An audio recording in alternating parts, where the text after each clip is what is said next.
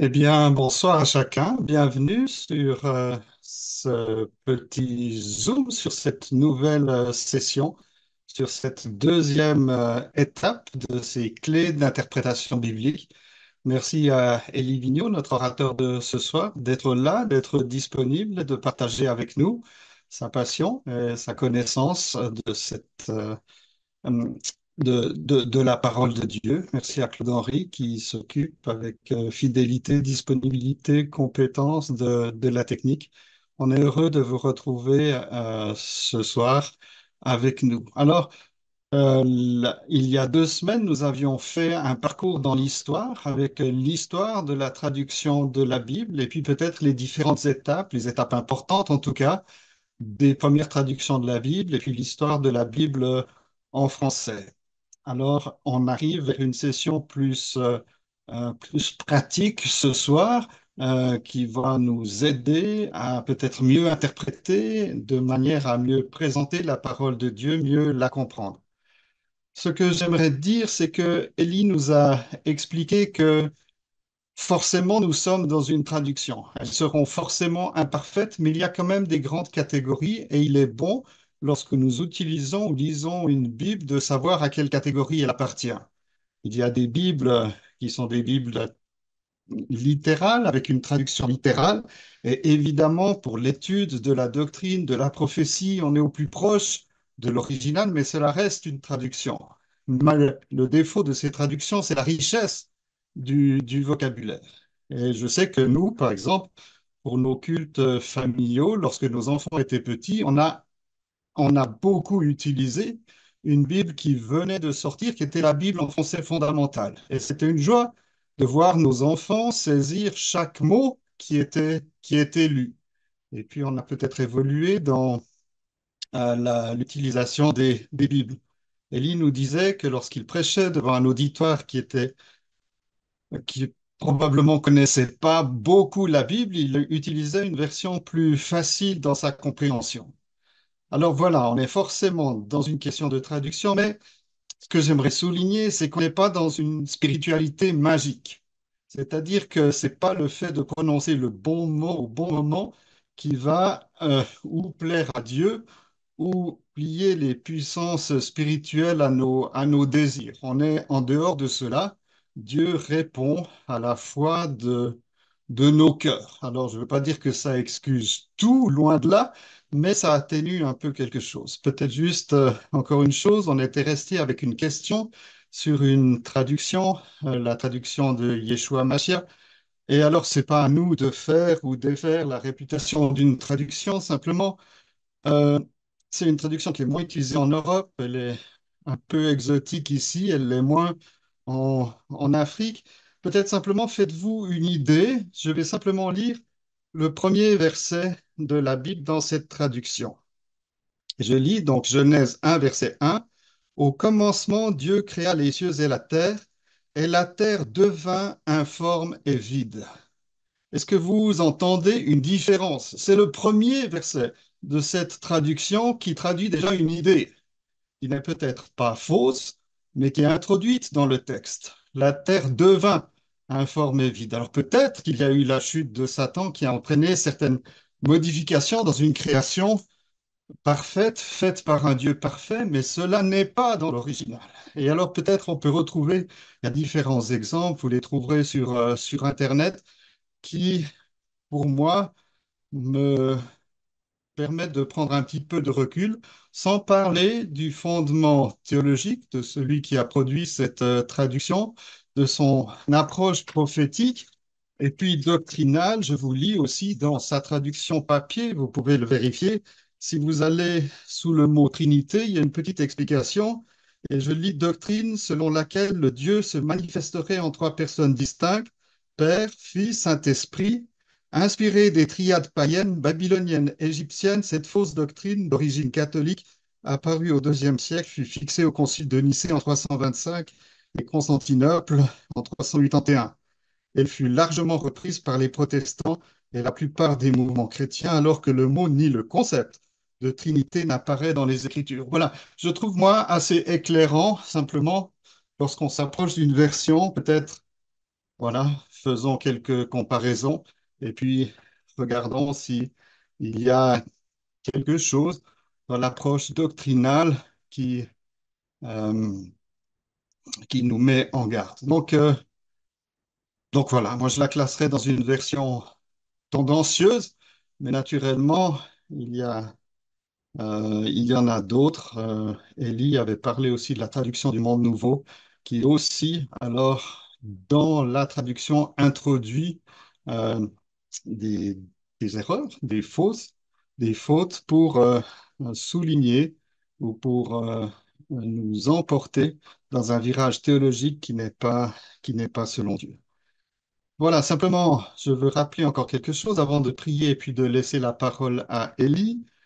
Nous allons séparer cette réunion en deux parties et à peu près dans une heure de temps, il y aura un temps de questions et donc de réponses et puis une petite pause. Pour poser vos questions et profiter des réponses d'Eli, utilisez le petit bouton en bas Q et R, questions et réponses, et pas le chat. Utilisez uniquement questions-réponses qui nous permet de traiter les questions. Soyez bien clairs dans les énoncés de vos questions, comme parfois on peut s'exprimer avec des raccourcis, mais les raccourcis sont difficilement compréhensibles à distance. J'aimerais encore souligner une chose. Peut-être certains d'entre vous sont arrivés sur ce Zoom euh, sans passer par l'inscription sur notre page et donc non pas la brochure écrite par Ellie. Alors, si tel est le cas, allez sur le site Centre Biblique. Vous voyez l'adresse sur mon épaule droite et, et vous aurez un lien pour laisser votre adresse email. Et je le dis, jeudi, tous ceux qui le feront d'ici jeudi recevront cette brochure d'une trentaine de pages que Ellie s'est donné la peine d'écrire. Alors voilà, je vais simplement prier et puis Ellie prendra la parole. Dieu et Père, merci. Merci pour cette occasion nouvelle que tu nous donnes de pouvoir nous pencher sur quelque chose qui tient à ton cœur, quelque chose qui tient à notre cœur aussi, c'est ta parole. Et alors notre désir, c'est de mieux la connaître, de mieux la comprendre, de mieux la prêcher, de mieux la proclamer, de mieux la vivre aussi. Alors que ces quelques partages euh, de notre frère Élie soient bénéfiques à l'affermissement de notre foi et de notre pratique peut-être de proclamation de ta parole. Merci de nous bénir ensemble dans ce sujet qui tient à ton cœur. Et c'est dans le nom du Seigneur Jésus que nous avons prié. Amen. Bonsoir à chacun. C'est une joie particulière de se retrouver pour être occupé de la parole de Dieu. Merci d'être revenu. La dernière fois, nous avions appuyé sur deux points. D'une part, l'état d'esprit quand on ouvre l'Écriture. On n'étudie pas Dieu, on l'écoute. Et on se met à l'écoute de Dieu quand on ouvre la parole. Le deuxième point, c'est la question de la traduction, et Sakimo vient de nous en parler. On arrive maintenant à un troisième point. Et ce soir, on verra bien des points intéressants pour mieux comprendre l'écriture. Alors maintenant, c'est la question de la méthode. Peut-être qu'il y en a parmi vous qui ont mon âge et qui disent et qui vont me dire, Élie, écoute, ça fait 70 ans que je lis la Bible. Qu'est-ce que tu veux m'apprendre sur une méthode? Je lis ma Bible et Dieu me parle. Et il aurait raison, celui qui me disait cela. Mais en même temps, quand à partir d'un texte, je tire une leçon, il y a une manière de le faire. Et si on parle de méthode, ça va nous faire permettre de prendre conscience justement de notre manière de faire. Et il y en a plusieurs. Alors la première méthode, et c'est la moins bonne, c'est la méthode rationaliste. On soumet le texte au jugement humain pour comprendre, pour accepter, quelquefois refuser, ces déclarations. Qui c'est qui a fait ça? C'est les premiers, c'est les Sadducéens. Vous savez que dans les évangiles, il est précisé que les Sadducéens ne croyaient pas à la résurrection. Voilà, j'ai une idée qui me paraît claire, évidente, basée sur une certaine logique, et à partir de là, je juge de l'écriture. On se met dans l'attitude d'un professeur qui corrige la copie de son élève, hein. C'est pas comme ça qu'on approche la parole de Dieu. Mais ça a été en vogue, en particulier au XIXe siècle en Allemagne. Il y a eu tout un mouvement dans ce sens-là. Ça a obligé les chrétiens, les vrais chrétiens, à se poser des questions et à montrer combien le texte était solide. En un sens, par retour, ça a amené à mieux connaître certains aspects de l'écriture. Alors, ça ne veut pas du tout dire qu'il faut abandonner son intelligence. Dieu nous a donné une intelligence pour comprendre, mais l'intelligence se soumet à la pensée divine. La raison ne s'oppose pas à la foi. Alors, je veux prendre un exemple de cette méthode rationaliste. Matthieu 14, 26, le Seigneur marche sur la mer. Je pense que vous avez chacun de cette expression dans votre Bible. Mais les rationalistes disent, attention ici, le mot, le mot qui est employé vient de épi en grec. Et ça peut être traduit de temps en temps à côté. Alors certainement que Jésus marchait au bord de la mer et que ça paraissait comme marcher sur l'eau. Je pense que vous avez saisi tout de suite l'incrédulité qu'il y a dans cette lecture, parce que tout le contexte du passage montre que le Seigneur était venu vers les disciples qui étaient dans une barque et il s'était déplacé sur la mer. Mais les rationalistes veulent le lire de cette façon-là. Alors, j'insiste pas là-dessus. J'espère que je partage la foi dans l'écriture avec tous mes auditeurs et que cette méthode rationaliste, il faut que nous y fassions attention pour ne pas y pencher quelquefois. Mais voilà, c'était plus un avertissement qu'autre chose. Le deuxième point, la deuxième méthode, ça sera une méthode allégorique, une méthode mystique. Ah oui, là on trouve le nombre 7. Là, il y a une image de ceci, une image de cela. Et on trouve une succession d'images et on s'éloigne du sens premier du texte. Quand le Seigneur parlait, il s'adressait à des personnes qui comprenaient l'enseignement dans un sens tout à fait premier, ce que voulaient dire les paroles. Ils n'allaient pas chercher derrière les paroles si par hasard il y avait un deuxième enseignement qui était beaucoup plus compliqué, comme une évocation de choses mystiques.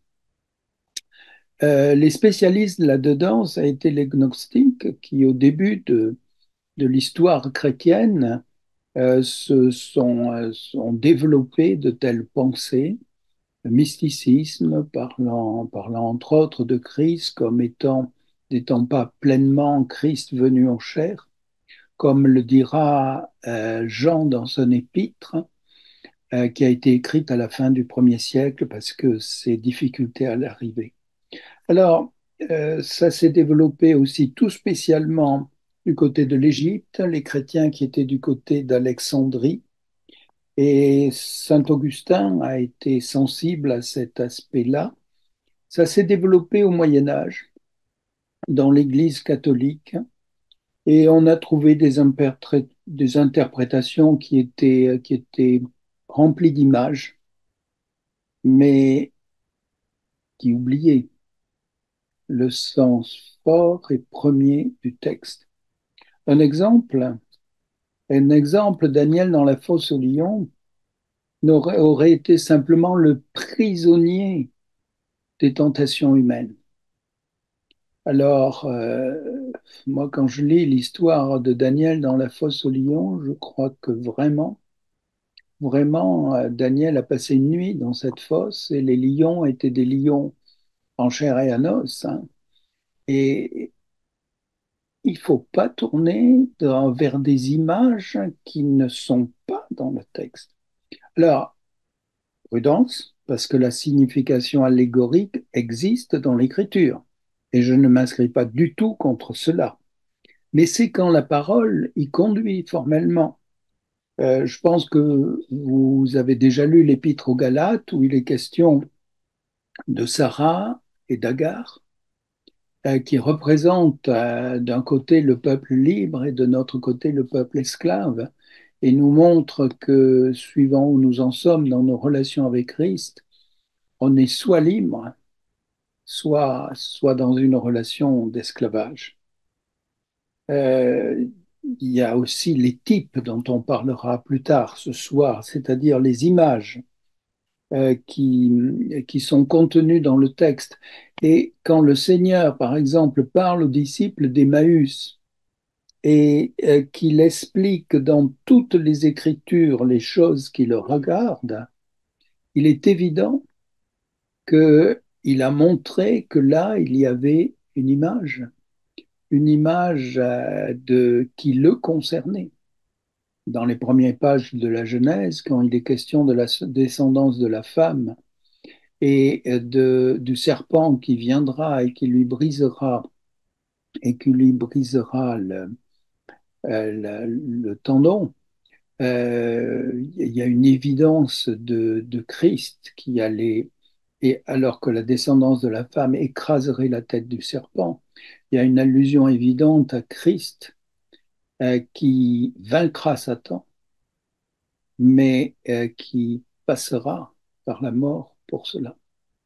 Voilà, les images, il y en a, hein, mais n'en abusons pas. Maintenant, restons sur celles qui sont comme une évidence. La lecture de la parole nous apporte une émotion. Mais lire la parole, c'est pas rechercher l'émotion. Lire la parole, c'est chercher le sens qu'il y est contenu. Et alors, quand l'écriture s'ouvre en nous par la puissance du Saint-Esprit, bien sûr, il y a une joie. C'est Jérémie qui disait, tes paroles ont été pour moi l'allégresse et la joie de mon cœur, hein. Donc, il y a un équilibre dans ce domaine-là. Mais attention, moi, je crains beaucoup quand, par exemple, nous invitons des personnes pour une lecture à la maison, hein, assez régulièrement. Et alors, si on dit, ah oui, oui, ah, mais ça, c'est le symbole qui représente ça. Et on va dans un texte trouver une liste de symboles. Et après, qu'est-ce que ça nous a apporté? Le texte lui-même nous engageait à rechercher Christ, à prier, des choses concrètes, précises, qui se, qui, que le Saint-Esprit applique à nos cœurs et à nos consciences.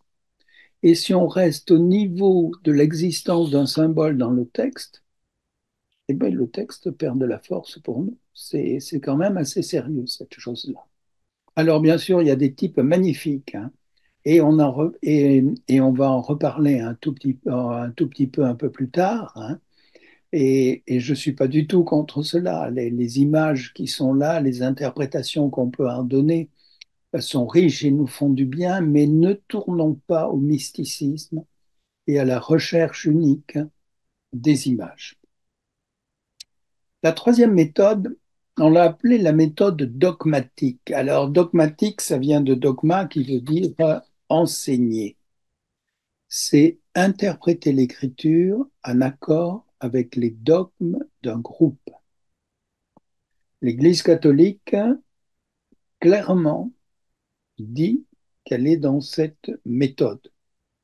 Je lis le texte du catéchisme de l'Église catholique, article 82. Il est question de l'Église à laquelle est confiée la transmission et l'interprétation de la révélation, ne tire pas de la seule Écriture sainte sa certitude sur tous les points de la révélation. Donc, il n'y a pas que l'Écriture, On a des dogmes, des principes, des études, des, qui sont affirmées, des doctrines qui sont affirmées. Et quand on ouvre l'écriture, on va rechercher ces dogmes-là, on va expliquer un accord avec les dogmes du groupe. Alors, j'ai parlé des catholiques. Attention, dans les milieux protestants ou évangéliques, il y a ce qu'on a appelé le dispensationalisme. Alors, dispensationalisme, c'est un mot qui vient de l'anglais et qui parle des périodes. Il y a dans l'histoire biblique, des périodes différentes où Dieu n'agit pas de la même façon. Et ça, c'est une chose évidente. Je prends un exemple, hein. Dans le Pentateuque, il est demandé au roi de ne pas avoir beaucoup de femmes. Dans le Nouveau Testament, c'est pas l'enseignement qu'on a, hein. Je pense que chacun sait qu'il est question de sa propre femme, et c'est totalement différent. Il faut accepter qu'il y a une révélation progressive de Dieu et qu'à certains moments, il a accepté certaines choses et à d'autres moments, la clarté est là et c'est différent. Alors le dispensationalisme tient compte de cela et quelquefois exagère. Exagère dans ce sens qu'il va dire, ah oui, oui, mais ça, c'est pour le royaume à venir. Nous n'y sommes pas encore. Donc, on va laisser ce texte pour ceux qui seront dans le royaume millénaire. Alors, mes chers amis, ça permet de sauter des passages comme les béatitudes. C'est quand même une perte énorme, parce que les béatitudes, c'est un texte magnifique, avec une valeur morale qui couvre toutes les périodes de la Bible et qui sont précieuses pour nous. Et que le Seigneur a pris soin que ça soit retransmis, en particulier par Matthieu. Donc oui, on peut avoir un bon principe dans l'Église, de bons principes dans l'Église où on est, mais quand j'ouvre l'Écriture, c'est pas pour aller chercher les principes de mon Église et pour essayer de voir comment on peut les confirmer, mais c'est pour aller au texte. On va au texte, c'est la parole qui nous parle. Et alors bien sûr, ce qui est selon Dieu est confirmé par cette lecture. Mais attention, attention, il y a quelque chose d'un peu voisin de cela. J'ai une idée, peut-être différente de mes frères. Et puis, je vais aller feuilleter dans la Bible pour trouver les versets qui confirment mon idée. Attention, mes chers amis, attention. On ouvre l'écriture pour être formé par l'écriture, pas pour confirmer nos idées. Alors bien sûr que quand on a besoin d'enseigner sur un sujet, il faut chercher les passages qui correspondent à ce sujet. Mais c'est dans une attitude de soumission à l'écriture et non pas dans une attitude de confirmation d'une pensée humaine. J'espère que vous comprenez bien la différence qu'il y a entre les deux.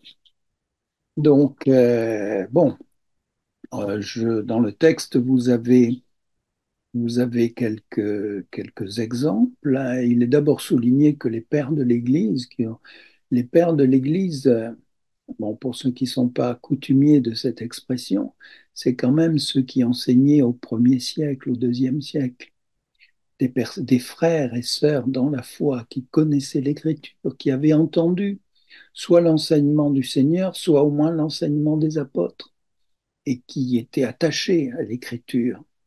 Alors, la, par exemple, Irénée disait que l'écriture est la base et la colonne de notre foi. Et ce n'était pas les dogmes de l'Église qui étaient la colonne de la foi. Hein, c'est tout à fait évident. La parole est source du salut suffisante à elle seule pour faire connaître la vérité. C'est Athanase au IIIe siècle qui disait cela. Et les réformateurs alors l'ont exprimé d'une façon très, très forte quand on disait sola scriptura, seule l'écriture. Un exemple de lecture dogmatique, hein. Matthieu 26, ceci est mon corps.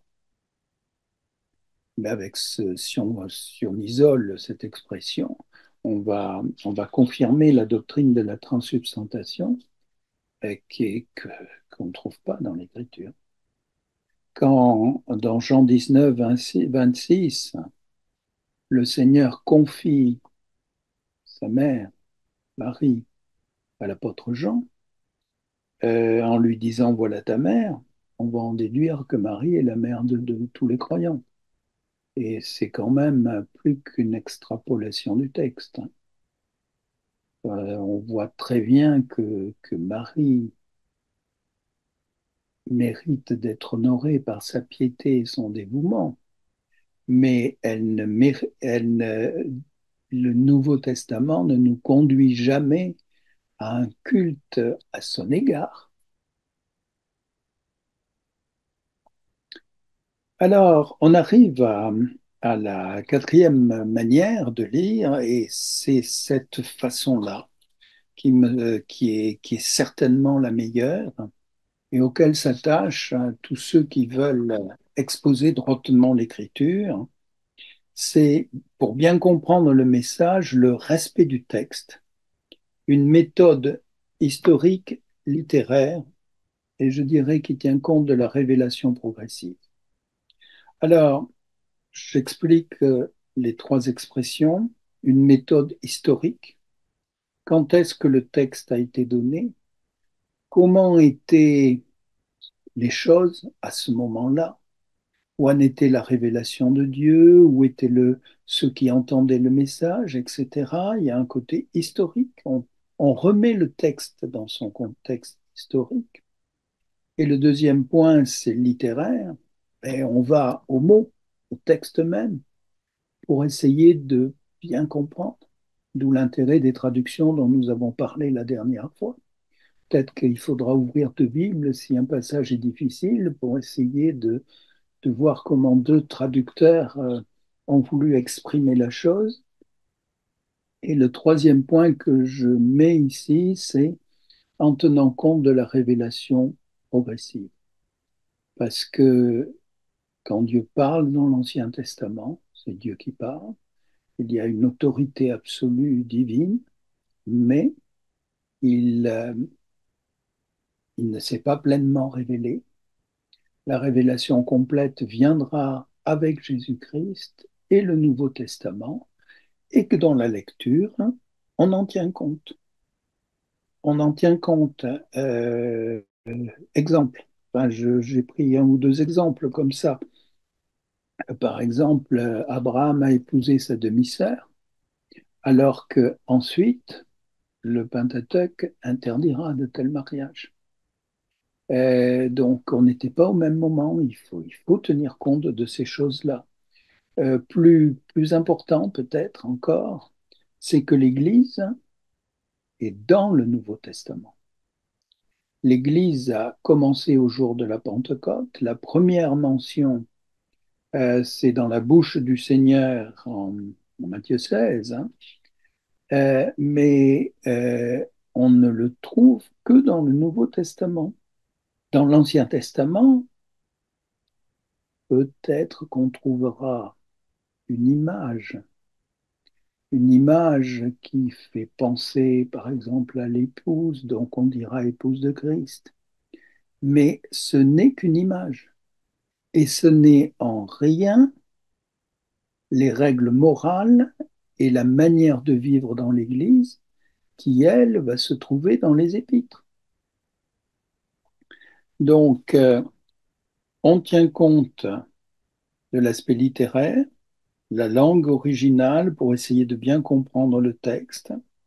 On tient compte du contexte historique.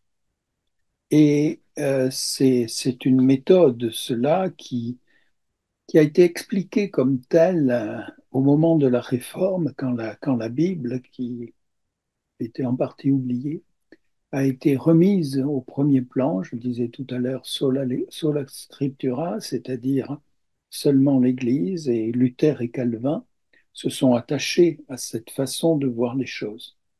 Les données historiques Alors vous allez me dire peut-être, mais bon, on n'a pas étudié l'histoire ancienne.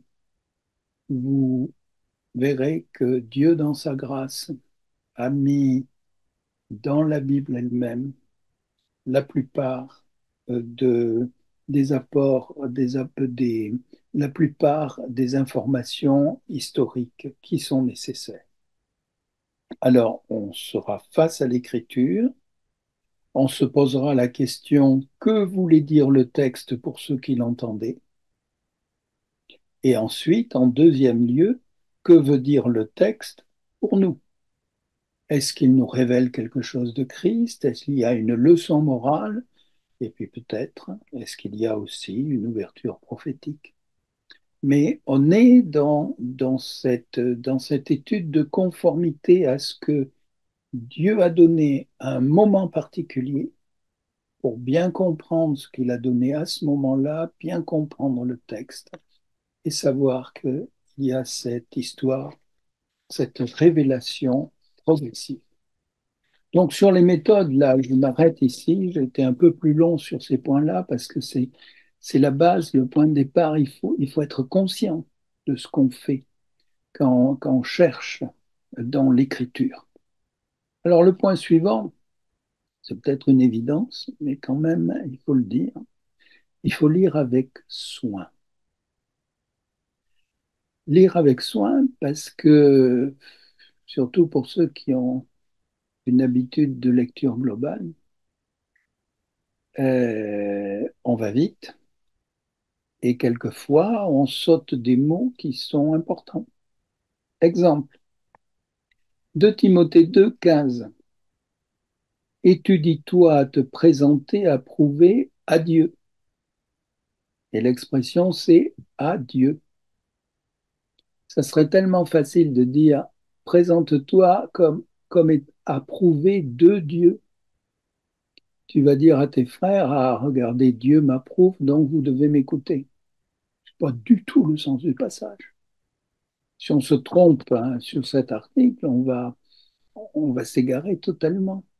Je me présente à Dieu. Je demande à Dieu, est-ce que tu m'approuves? Et en fin de compte, si dans 2 Timothée 2, il y a cette leçon de Paul à Timothée, c'est qu'on ne peut pas servir le Seigneur sans se tenir dans sa présence. Vous connaissez le prophète Élie, l'Éternel devant qui je me tiens. Mais c'est une manière d'être disponible pour servir Dieu. Si je sers avec mon intelligence, je n'irai pas loin. Si je sers qu'avec mon intelligence, ça ne veut pas dire qu'il ne faut pas réfléchir à ce qu'on fait, bien sûr. Mais si je commence par me placer devant Dieu, comment tu vois les choses? Comment tu désires la bénédiction de mes frères et sœurs? Comment veux-tu m'utiliser pour cela? Est-ce que je suis clair devant toi? Et quand on s'est présenté devant Dieu, alors il peut nous utiliser.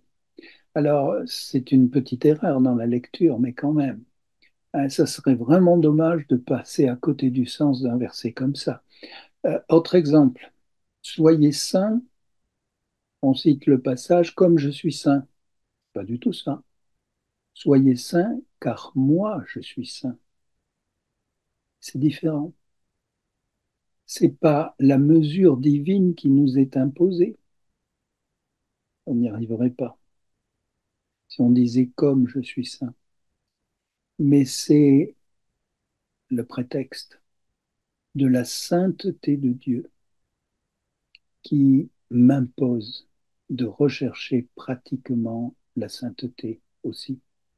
Soyez saints, car moi je suis saint.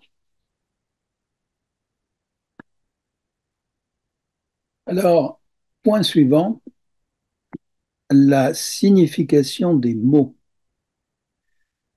Euh, bon, on sait bien que dans une langue, il y a tellement de mots qu'on en apprend toujours. Et en particulier dans le vocabulaire biblique, il y a des mots qu'on n'entend pas dans la conversation courante, qu'on n'entend pas dans la rue, par exemple. Et ces mots-là, il faut soit aller les chercher dans un dictionnaire, soit en parler avec d'autres croyants pour être tout à fait au clair. Il y a des mots qui sont anciens dans certaines versions, et s'ils ne sont pas utilisés aujourd'hui, en principe, le dictionnaire peut quand même nous les expliquer. Et puis, il y a des mots qui sont vraiment dans le vocabulaire théologique, le vocabulaire de l'explication biblique. Prenez l'exemple du mot passion. La passion, ça peut être un sentiment d'amour ardent. Si vous posez la question dans la rue à n'importe qui, c'est ce qu'on va vous donner comme signification.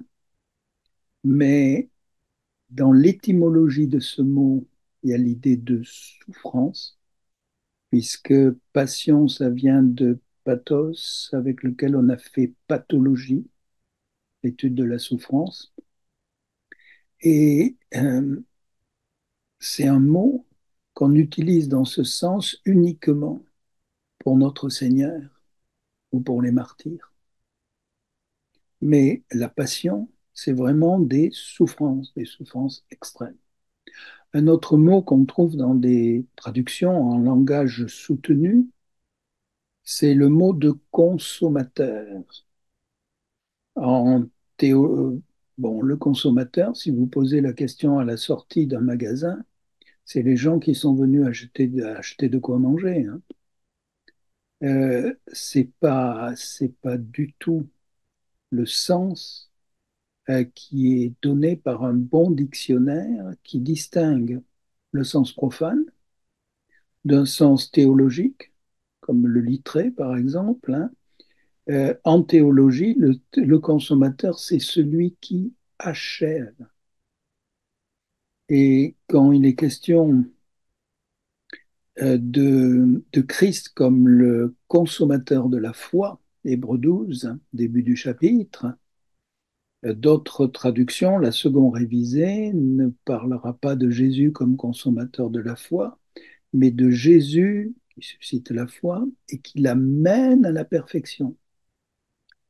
On a évité le mot consommateur, mais si vous êtes avec une Bible où il y a un mot comme ça, mais il faut comprendre le véritable sens. Autre difficulté, on est sur une traduction. Euh, alors, d'une part, un mot peut avoir plusieurs sens. Le mot chair, chair, C-H-A-I-R, ça peut être de la viande. Les Hébreux qui, dans le désert, demandaient de la chair et Dieu leur a envoyé des oiseaux. Hein. Ça peut être le corps et ça peut être aussi le principe du mal en nous. La chair, c'est ce principe qui en nous conduit vers le péché. Alors, quand vous rencontrez le mot, il faut essayer de réfléchir au sens qui vient. Christ venu en chair, ben, venu en chair, c'est le corps dans ce cas-là. La loi, la loi peut désigner soit un principe, Romains 8, la loi du péché, c'est ce fait que le péché a de la force pour nous amener au péché. C'est comme la loi de la pesanteur, c'est un principe. La loi, ça peut être une loi morale, faire le bien, ou ça peut être le décalogue, la loi de Moïse. Donc, il y a tous ces sens. Le mot monde, n'aimez pas le monde et les choses qui sont en lui, oui, mais Dieu a tant aimé le monde qu'il a donné son Fils.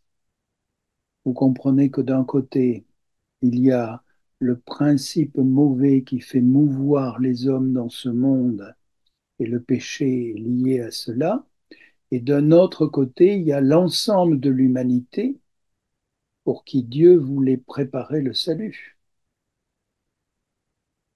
Alors ça, c'est bon.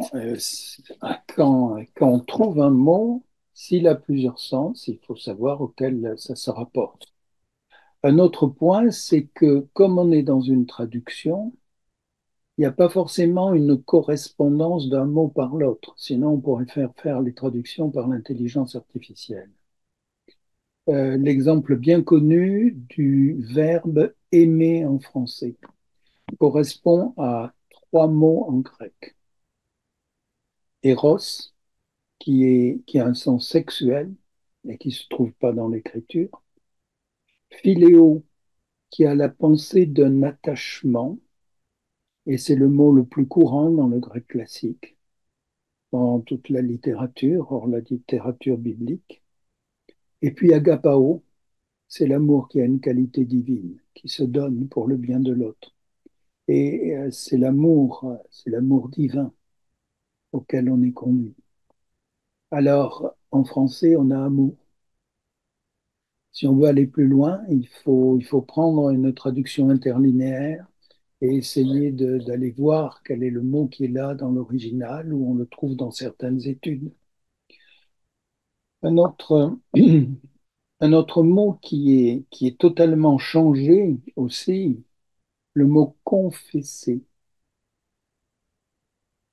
Confesser, c'est dire quelque chose qu'on a mal fait, mais c'est pas la seule chose, parce qu'on confesse Jésus-Christ. C'est que ce mot confesser est la traduction du grec homologeo, homologeo, qui veut dire homo, c'est même, logo, c'est dire. C'est dire la même chose. Et quand je confesse, je dis la même chose que Dieu dirait. Ça peut être, je dis la même chose au sujet de Jésus-Christ, c'est-à-dire je confesse que Jésus-Christ est mon sauveur, qu'il est le Fils de Dieu, ou je peux dire ce que j'ai fait, Dieu l'appelle un péché, et moi je l'appelle aussi un péché. J'ai le même discours que Dieu, confessé. Alors, bon, pour terminer sur ce point-là, il y a d'autres mots. Avec le dictionnaire, ça va être difficile. Et il faut carrément aller à l'étude de la parole de Dieu. Quand il est question de propitiation, c'est un jeu de mots facile, c'est Dieu qui devient propice. Oui, mais dans l'idée, dans l'hébreu, le propitiatoire, c'était le couvercle. Et dans la propitiation, il y a l'idée de couvrir. La propitiation, Dieu me couvre pour ne plus voir mon péché et pour que je ne sois pas jugé. La propitiation, c'est ça. Euh, bon, la rédemption. Le mot rédemption est un mot biblique, hein, mais dans l'origine du mot, c'est le rachat. Et le rachat en particulier d'un esclave captif. Donc, quand Dieu est mon rédempteur, ça veut dire qu'il m'a racheté pour que je lui appartienne, que je sois sauvé. Il y a l'idée de quelque chose de payé pour me délivrer. Voilà, c'est bon. La justification aussi, c'est pas tellement que je suis juste, mais c'est que Dieu me voit au travers de la justice de Christ. La justice de Christ m'est imputée. La sanctification, j'en parlais tout à l'heure, c'est pas devenir plus saint, mais c'est se rapprocher de ce que Dieu a fait de nous par l'œuvre de Christ. Par l'œuvre de Christ, je suis saint devant Dieu. Et la sanctification pratique, c'est me rapprocher de Dieu. Alors, on commence à rentrer un tout petit peu dans l'étude biblique avec tout ce que je dis là. Mais, comment dire, il faut bien sentir les difficultés là où elles sont. Euh, autre exemple, les mots qui ont changé de sens. Et dans le texte, quand il est question d'un renard, par exemple, alors en Europe, un renard, c'est de la ruse. Parce que depuis le roman de Renard au Moyen Âge, le renard était présenté rusé. Eh bien, c'est complètement faux quand on lit la Bible, parce que du temps du Seigneur, c'était la cruauté. Et le renard était un animal cruel. Et c'est ce que le Seigneur dit quand il parle d'Hérode de cette façon-là. Donc, bon, c'est peut-être pas un point dramatique, mais ça fait partie des difficultés que l'on rencontre avec certains mots. Et puis, je ne sais pas si je dois parler de la traduction d'Arby, qui, dans une phrase, parle de la reine de Sheba qui vint à Jérusalem avec un fort grand train. Je ne sais pas, nos enfants, comment ils vont comprendre ce train. Et ils vont demander à quelle heure il arrive. On est, bon, voilà. Euh, de l'intérêt d'avoir des traductions qui nous aident à aller vraiment sur le texte. On regarde où on en est un peu. Alors, bon, quand on a les mots, après, il faut aller voir le texte, c'est-à-dire il faut lire. Il faut lire avec soin. Je crois que on ne peut pas faire autrement que de lire plusieurs fois. Si on veut étudier de près un paragraphe, un chapitre, euh, la première fois, on a une lecture générale. Puis la deuxième fois, on va chercher certaines choses plus précises. Et puis la troisième fois, on va en trouver une autre. Alors, faut-il les faire en suivant? En tous les cas, il ne faut pas le faire en courant, hein. Il faut le faire en prenant son temps. Et la vraie approche du texte ne peut se faire que comme cela. Il y en a qui aiment beaucoup se poser des questions. Qui, quoi, où, quand, comment, pourquoi. Ça aide. Qui est dans le texte? Quels sont les personnages? Qu'est-ce qu'ils font? Quel est leur caractère? Quel est le but de leur action? Qu'est-ce que Dieu veut nous montrer par cela? On est, on est face au texte et puis on essaie de mieux comprendre les choses. Alors,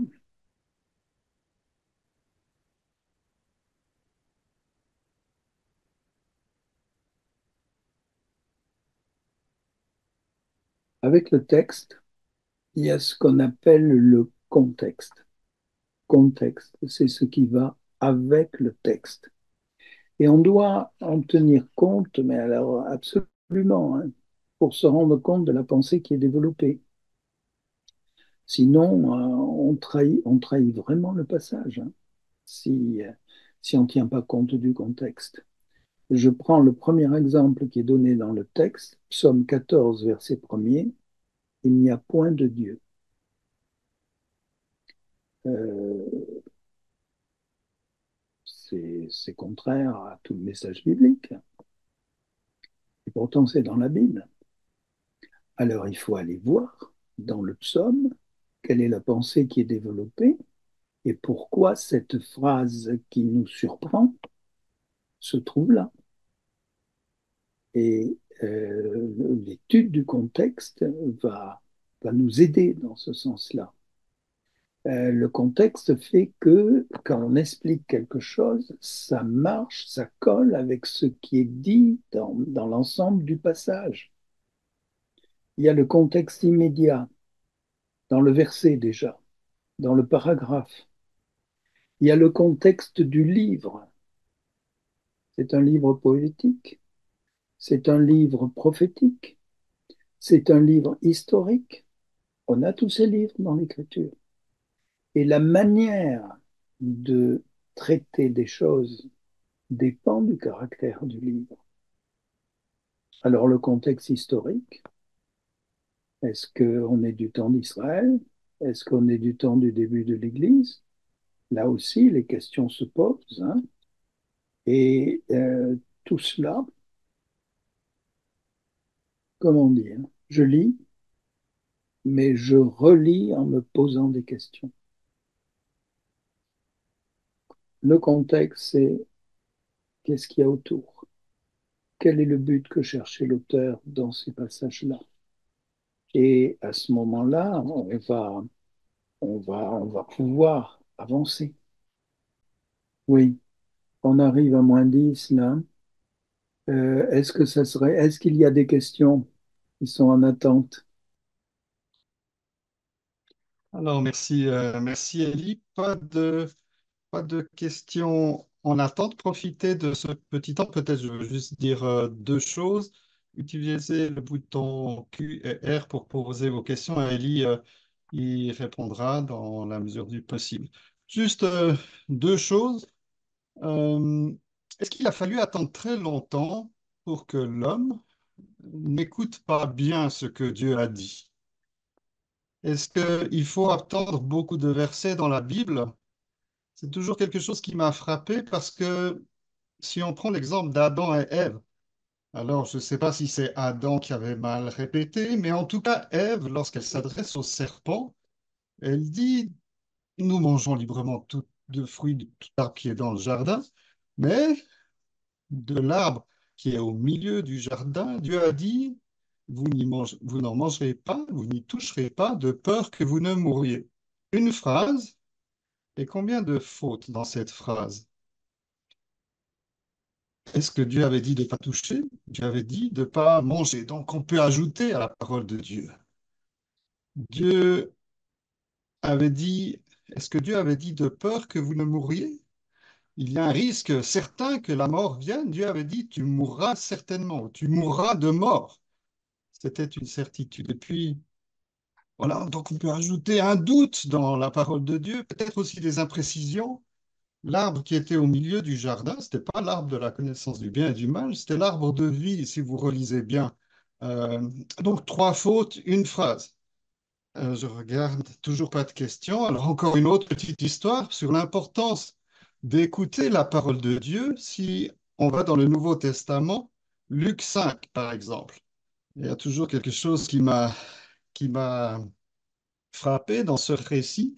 Luc 5, alors il y a eu les disciples qui ont essayé de pêcher toute toute la nuit, ils n'ont rien pris. Luc 5, verset 4. Et quand il eut cessé de parler, il dit à Simon, mène en pleine eau et lâchez vos filets pour la pêche. Il n'y a aucun mot difficile, surtout qu'il s'adresse à des pêcheurs. Lâchez vos filets pour la pêche. Verset 5. Et Simon répondant lui dit, Maître, nous avons travaillé toute la nuit, nous n'avons rien pris, mais sur ta parole, je lâcherai le filet. Puisqu'on entend une différence entre lâcher vos filets et sur ta parole. C'est extraordinaire quand même de reprendre ça. Oui, on va vraiment obéir à ce que tu dis, mais on va lâcher un filet. Et puis ça va avoir des conséquences naturellement, parce que peut-être la somme de poissons était un peu trop grande pour un seul filet. Je regarde. Voilà, une question est venue. Merci. Jean 3,16 démontre l'amour du Père. Lequel de ces trois mots que vous venez d'énumérer correspond mieux au texte?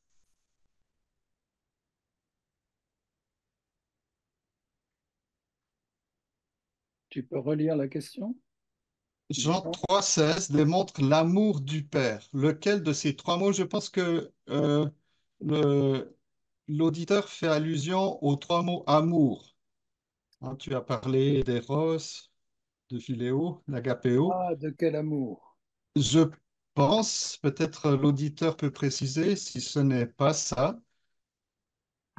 Lequel de ces trois mots que vous venez d'énumérer correspond mieux au texte?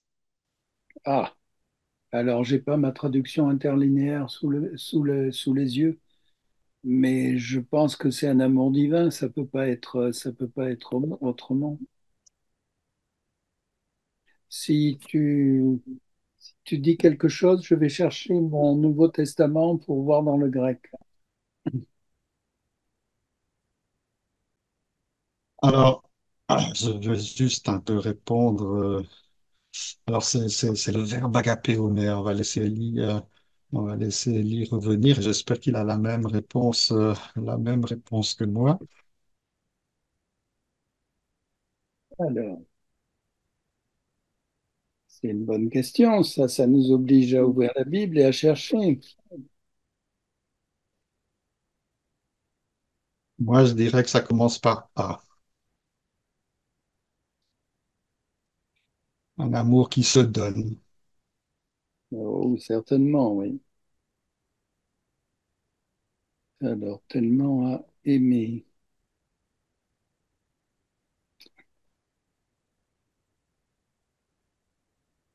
Oui, c'est agapao, mais c'est conjugué. Donc, il n'y a pas le mot agapao, hein, c'est ega, égapé. Ah oui, si rajouter du crayon, c'est pas très bien. D'accord, mais c'est cet amour-là, c'est Oui, cette c'est racine agapé, c'est l'amour de Dieu. d'un amour qui se donne. C'est vrai que moi, j'ai toujours du mal, c'est un exemple que je prends souvent, j'ai toujours du mal. C'est vrai que je dis je t'aime à ma femme, mais je dis aussi, je sais pas, j'aime la pizza, d'accord? Et on est d'accord que ça n'a absolument rien à voir. Le lion dit aussi, s'il pouvait parler, il dirait aussi j'aime la gazelle, mais ça n'a rien à voir avec ce agapéo-là.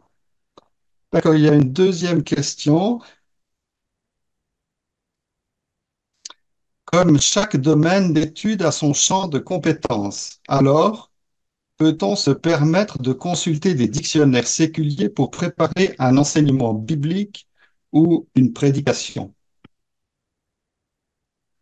Ben voilà quelqu'un qui est prudent, ça fait plaisir. Euh, quand on sait qu'un dictionnaire est un dictionnaire séculier, on y cherchera des informations sur ce qui est séculier, c'est-à-dire le sens de mots qu'on ne connaît pas peut-être, mais on n'y cherchera pas le sens d'une explication doctrinale. Il faut, c'est un outil incomplet. Il faut l'utiliser dans la seule partie où il marche, quoi. Est-ce que ça convient comme réponse? Merci, mais en tout cas, c'est la tienne. Ça dépend naturellement le renseignement que l'on cherche. Si c'est du domaine purement linguistique, évidemment, un dictionnaire français ou ça peut nous aider dans une version française. Maintenant, j'aimerais quand même insister sur quelque chose. Évidemment, il faut comprendre ce que la Bible dit et c'est essentiel. Maintenant, il faut surtout comprendre ce que la Bible me dit. C'est-à-dire que c'est Dieu qui veut parler à nos cœurs et ça, c'est pas absolument certain que vous le trouviez dans un dictionnaire. Ou bien je pense, enfin, je ne veux pas être un prophète, un oiseau de mauvais augure. Je pense que l'intelligence artificielle maintenant va remplacer beaucoup de réflexions personnelles, beaucoup de méditation et offrir des raccourcis à des prédicateurs pour préparer en 3 secondes ce qui normalement devrait prendre un petit peu plus de temps. Donc, oui, ce que la Bible dit, je dois le comprendre. Ce que la Bible me dit est essentiel. Et puis, ce que je fais de ce que la Bible me dit est encore plus important. Alors, je crois on a vu ces deux questions. Et donc, on va faire une petite pause. Je vous propose de reprendre à 21h05. C'est précisément pour la suite, la fin de cette deuxième partie.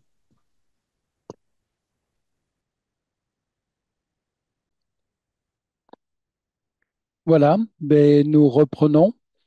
Nous reprenons et nous en étions à cette question des passages parallèles. Alors, c'est quelque chose d'important de pouvoir, sur un sujet,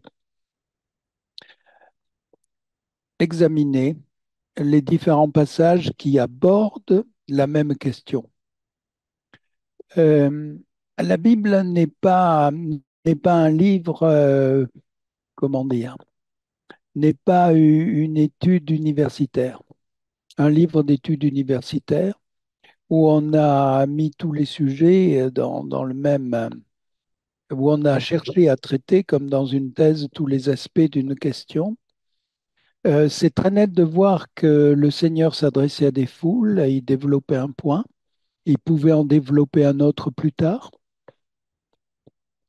Les apôtres aussi ont repris des parties de ce discours, mais certaines parties dans un et d'autres parties dans d'autres. Par exemple, le discours prophétique du mont des Oliviers n'est pas du tout le même dans Matthieu et dans Luc. Et alors, c'est le même discours, hein, mais ce n'est pas la même partie qui a été prise. Et dans les épîtres, c'est tout à fait la même chose. L'apôtre Paul, notamment, répond à des besoins particuliers, que ce soit à Corinthe, que ce soit ailleurs. Et c'est en prenant l'ensemble des passages parallèles qu'on peut avoir quelque chose de complet. Euh, alors, par exemple, un exemple, oui, assez net de ce côté-là, les inscriptions de la croix. Les inscriptions de la croix sont différentes dans les trois évangiles qui le donnent. Oui, mais elles étaient en hébreu, en grec et en latin, ça c'est précisé. Donc, il est tout à fait normal d'avoir trois textes proches l'un de l'autre, mais différents. Et quand vous prenez l'ensemble des passages, vous aurez la totalité. Quand on veut interpréter les choses aussi, euh, un autre exemple qui est donné et qui me paraît particulièrement fort, quand vous lisez ce qu'a fait Moïse en Exode 2, vous allez en déduire que c'est un meurtrier. Quand vous lisez ce qui en est dit dans les Actes au chapitre 7, ben, il est montré très clairement que c'était un libérateur pour le peuple. Alors, soyons prudents, ça ne veut pas dire que Moïse a eu raison de tuer cet Égyptien, hein, pas du tout.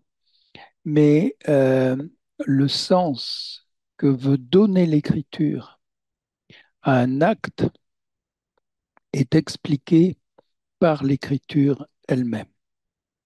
Et puis alors, un autre aspect aussi qui est très intéressant, me semble-t-il, quand on est amené à présenter l'Écriture, c'est bien si on peut présenter le sujet d'une façon vivante. Alors, d'une façon vivante, rajouter des détails, non, ça marche pas, c'est pas l'Écriture, hein.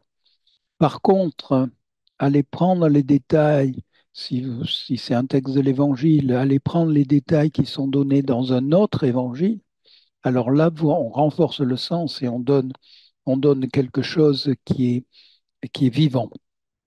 Passage parallèle.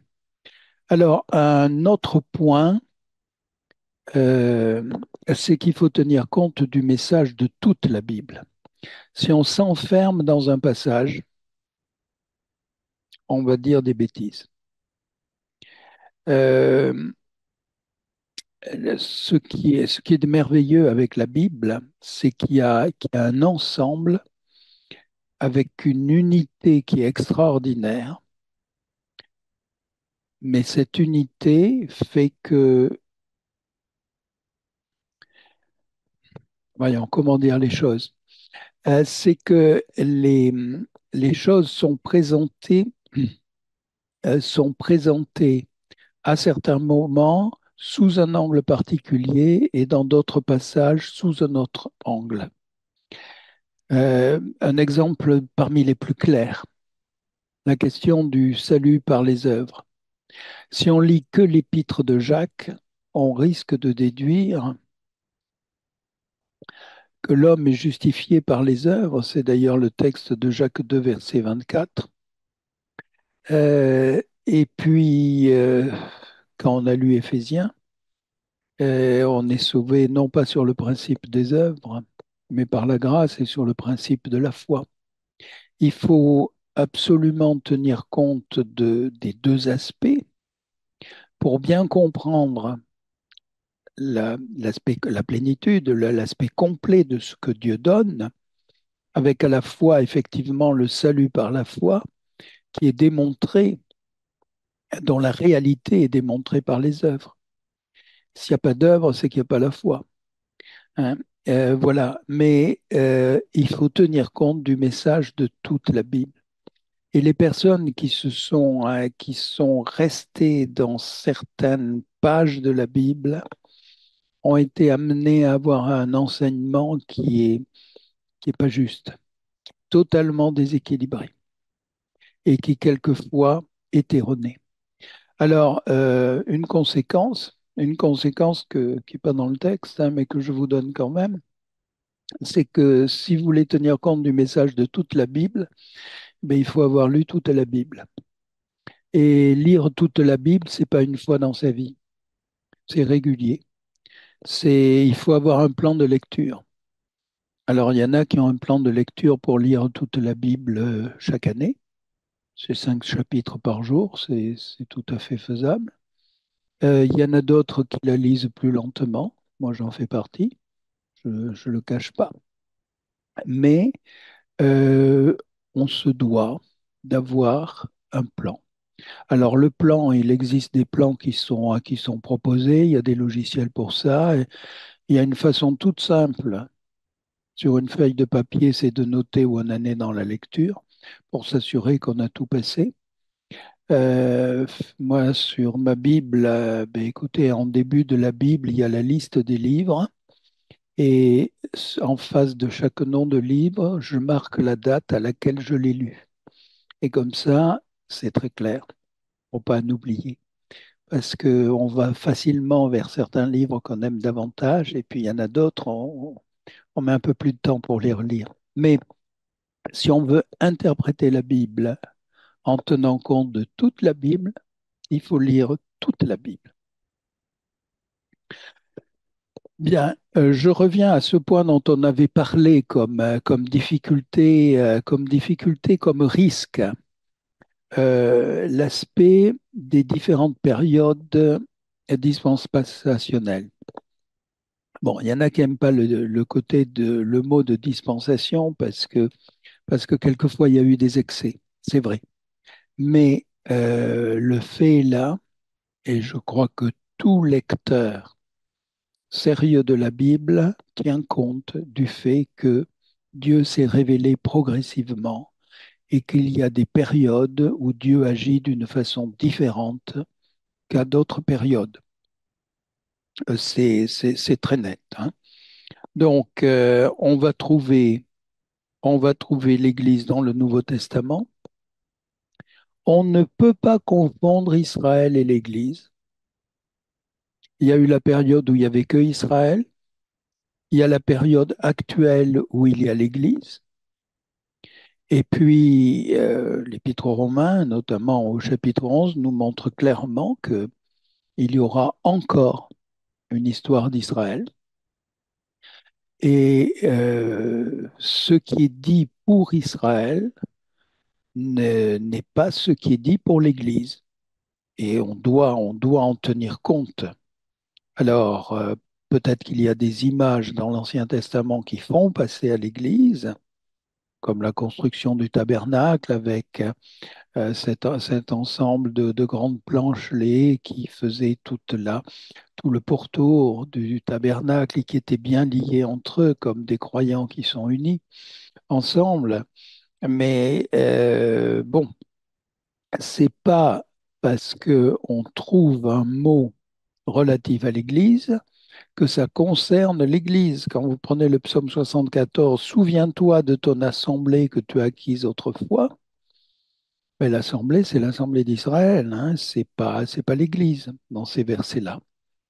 Les croyants de l'Ancien Testament ne font pas partie de l'Église aujourd'hui, corps de Christ, qui est constituée, qui est l'épouse.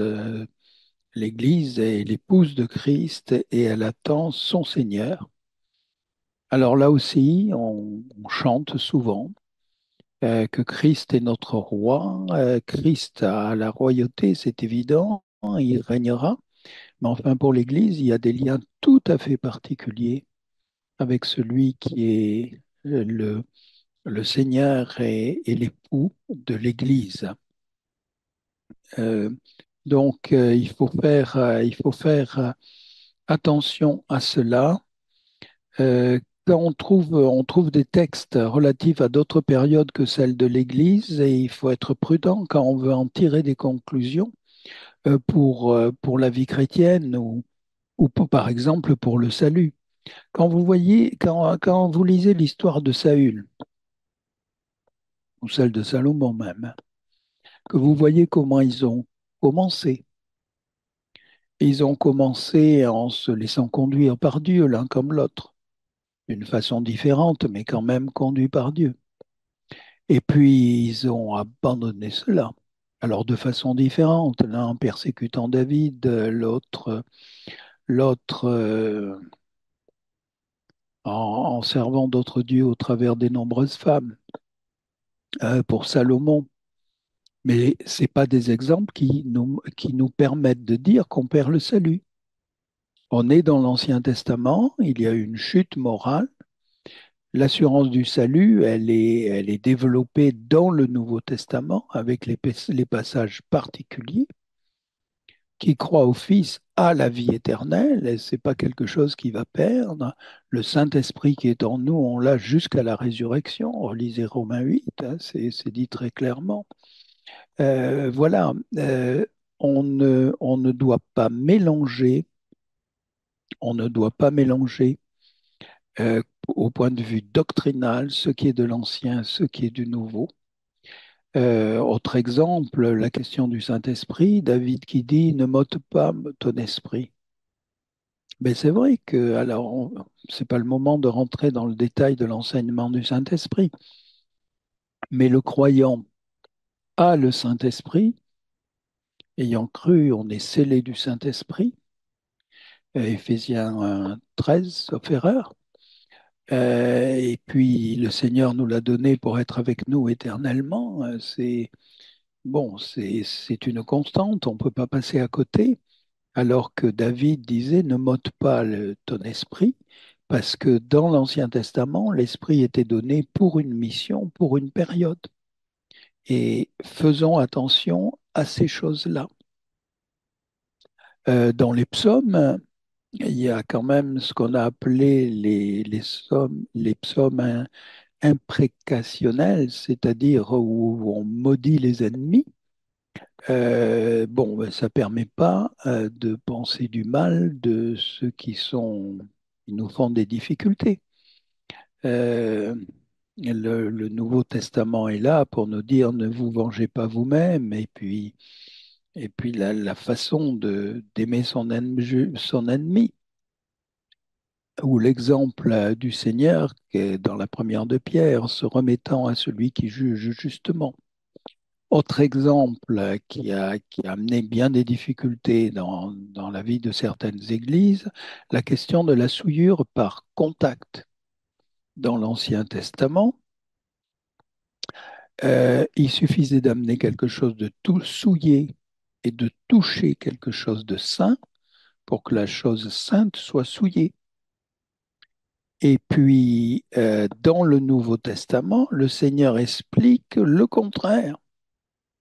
Marc 7, écoutez-moi, vous tous comprenez, il n'y a rien en dehors de l'homme qui, entrant au-dedans de lui, puisse le souiller, mais les choses qui sortent de lui, ce sont celles qui souillent l'homme, c'est-à-dire les mauvaises pensées, ce qui vient du cœur.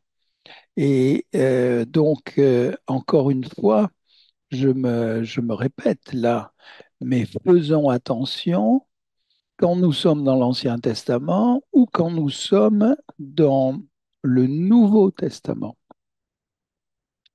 Un autre point auquel il nous faut faire attention, c'est que c'est quand même à la limitation de chaque texte. Alors, je m'explique avec ce mot limitation. Je ne veux pas diminuer en quoi que ce soit l'écriture, mais prenez l'exemple de la création racontée dans le livre de la Genèse. C'est pas un traité scientifique. C'est ce que Dieu a voulu que nous sachions. Et par la foi, nous comprenons que les mondes ont été créés, nous lisons dans Hébreu. Voilà, c'est très clair. Le récit de la Genèse satisfait pleinement notre foi. Et nous savons que Dieu est intervenu dans cette création. Mais on ne peut pas lire la Genèse comme un livre de physique. C'est, voilà, chaque chose est à sa place. Vous aurez aussi des citations de l'Ancien Testament dans le Nouveau qui paraissent différentes. C'est pas une erreur de copiste. Le plus souvent, c'est que on a utilisé dans le Nouveau Testament la traduction grecque dite des Septante, qui était une traduction qui s'éloigne, qui est une traduction qui s'éloigne quelque peu et de différentes manières du texte principal hébreu, dit le texte massorétique. Et ce qui veut dire qu'il n'y a pas d'erreur là, mais qu'on a utilisé le texte utilisé à l'époque du Nouveau Testament. Et le Seigneur lui-même respectait cette traduction des Septante. C'est voilà le, le récit des Actes annonce comment l'Évangile s'est répandu autour de la Méditerranée. Oui, mais c'est pas un récit complet. Il manque le service de nombreux apôtres, ceux qui sont partis vers l'Inde, ceux qui sont partis dans d'autres régions du monde et ont laissé peut-être leur vie justement là où ils sont allés évangéliser. L'évangélisation du premier siècle est quelque chose de plus abondant que le récit que nous avons dans les actes. Et pourtant, le récit des actes est magnifique quand il nous montre comment, en une dizaine d'années, et en particulier par le service de Paul, toute une série d'assemblées sont venues autour de la Méditerranée. Alors, il y a la beauté, la richesse du texte, oui, mais il faut savoir que bon, Dieu nous a donné ce qui était important pour bien comprendre que lui agissait, que l'Église grandissait, qu'il y avait la puissance du Saint-Esprit, mais il n'a pas voulu nous donner tous les détails. Autre chose aussi qui va dans le même sens, l'Ancien Testament cite de nombreux rois qui ne faisaient pas partie du peuple d'Israël. Mais quand vous regardez la liste, il semble qu'il en manque. Parce que ce n'est pas un livre d'histoire, et la Bible donne non pas une liste officielle des rois profanes, mais les rois qui ont eu à voir avec Israël et dont le nom est important. Voilà. C'est c'est ainsi. Alors, un autre point là maintenant duquel je voudrais parler, il m'en reste deux à voir dans le temps qui reste. Oui, ça va aller. Les circonstances historiques. Euh, bon, quand on lit Genèse 30, Rachel dit à Jacob, voici ma servante, j'aurai des enfants par elle. Ben, ça ne veut pas dire que c'est approuvé pour le Nouveau Testament, hein. C'est une évidence. On est à un autre moment de l'histoire. De même dans Deutéronome, si un homme a deux femmes, Deutéronome 21, euh, des circonstances de l'époque. Alors Matthieu 21, les Juifs arrachent des épis en passant à côté d'un champ. Alors ça dépend de la loi des pays, hein. En général, dans beaucoup de pays, on permet aux personnes de prendre une petite partie des fruits qui sont dans les champs pour le consommer sur place, mais rien de plus, hein. Mais enfin, bon, là, les Juifs, euh, les Juifs ont pris des épis pour eux-mêmes. Est-ce que c'était un vol? Ben non, non, parce qu'il était permis justement de glaner ce qu'on mangeait sur place. Alors, aussi, autre exemple qui fait partie des limites, des différences, dans le Nouveau Testament lui-même, il faut distinguer quand une règle est donnée entre ce qui est donné simplement comme un énoncé ou ce qui est donné avec des justifications doctrinales. Exemple, le saint baiser. Il est dit, saluez-vous par un saint baiser. Est-ce que c'est une obligation telle qu'elle? Dans certains pays, ça ne pose pas de problème. Frères et sœurs se saluent par un baiser. Puis dans d'autres pays, c'est inconvenant. Mais ce n'est pas gênant, on n'est pas obligé. Pourquoi? Parce que le message, hein, c'était dans la manière de l'époque, saluez-vous avec beaucoup d'affection. Pas à la vitesse ou n'importe comment, mais vraiment montrer de l'affection dans la façon dont vous vous saluez. Et si dans mon pays, montrer de l'affection, ça doit se faire autrement, mais on peut le faire autrement. Il n'y a aucune explication doctrinale. Autre exemple, totalement différent. La tête couverte pour la femme. Alors, je ne sais pas, je sais, dans le monde, il y a des discussions sur ce sujet-là. Et je ne veux pas rentrer dans ces discussions, mais je fais quand même remarquer qu'il y a un chapitre presque entier, plus de la moitié du chapitre, qui explique pourquoi la femme doit avoir, dans la présence du Seigneur, dans les réunions d'assemblée, doit avoir la tête couverte. Et il y a plusieurs justifications qui sont à cause de la nature, qui sont à cause des anges, qui sont à cause de la coutume. Donc, si Dieu prend la peine de justifier l'aspect moral d'une attitude, alors là, oui, on est obligé de garder l'attitude. Et quand je rentre dans un local d'église, si je vois les sœurs couvertes, je dis merci Seigneur, parce que on respecte la parole de Dieu.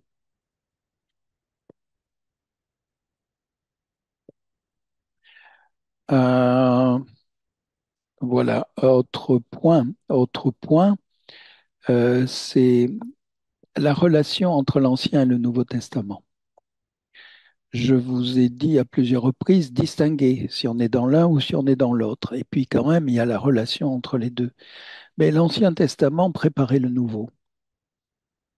Et puis le Nouveau Testament, il y a des choses qui sont cachées dans l'Ancien, en un sens, hein. C'est Saint Augustin qui a dit le Nouveau Testament est caché dans l'Ancien et l'Ancien est révélé dans le Nouveau. Donc, eh bien, on essaie de lire chacun en tenant compte de l'autre. Il y a des choses qui sont évidentes. Quand on lit dans Corinthiens, notre Pâque, Christ a été crucifié, a été sacrifié, c'est évident qu'on va aller dans l'Ancien Testament pour voir les détails concernant la Pâque. Ou si on est dans la Pâque dans l'Ancien Testament, on va tout de suite penser que la vraie Pâque, c'est pas l'agneau en Égypte, c'est Christ sur le mont Calvaire. Voilà. Il y a relation entre les deux, l'un explique l'autre. Et c'est très riche, cette relation, et ça permet quand même de bien comprendre les choses. Le sens du péché qui nécessite une expiation, il est très clair dans l'Ancien Testament. Le fait d'un sacrifice qui permet d'oublier le péché, de couvrir le péché, il est très clair dans l'Ancien Testament. Mais on le lit avec avec les versets du Nouveau Testament pour bien comprendre que c'est l'œuvre de Christ et on note les différences. Ancien Testament, sacrifice renouvelé chaque fois qu'il y avait un péché ou à des dates fixes. Même il y avait l'offrande de chaque jour. Et puis le Nouveau Testament, une fois pour toutes. Christ s'est offert une fois pour toutes. Quelle puissance dans le sacrifice de Christ. Une fois pour toutes. Par une seule offrande, il a rendu parfait à perpétuité ceux qui sont sanctifiés dans le Christ. Alors voilà comment on relie les deux. Question posée dans l'Ancien Testament. Comment un homme sera-t-il juste devant Dieu? Job chapitre 9. Et la réponse est là, en particulier dans l'Épître aux Romains, de la justification.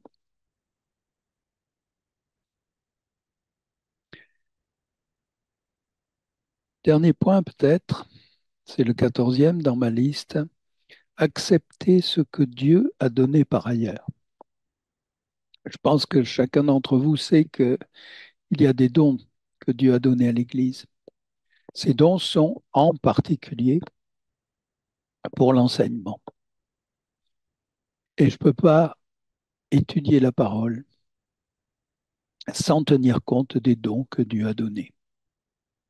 Alors, il y a les dons peut-être de mon assemblée locale.